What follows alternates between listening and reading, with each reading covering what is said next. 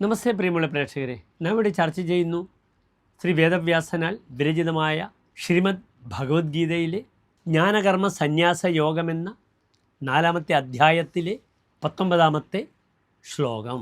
യസ്യ സർവേ സമാരംഭാഃ കാമസങ്കൽപ്പവർജിതാഃ ജ്ഞാനാഗ്നിദഗ്ധകർമ്മണാം തമാഹു പണ്ഡിതം ബുധാഃ.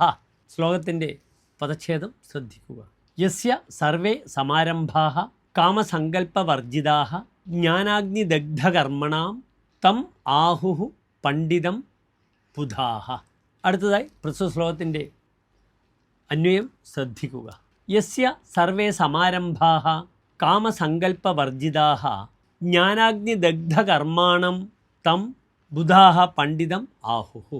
ഇവിടെ പ്രസ്തുത ശ്ലോകത്തിൽ ഭഗവാൻ കൃഷ്ണൻ അർജുനനെ ഉപദേശിക്കുന്ന ശ്ലോകമാണിത്.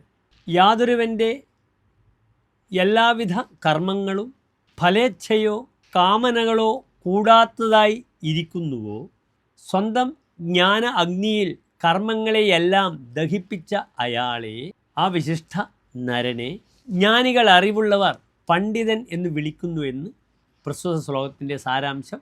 നമസ്തേ.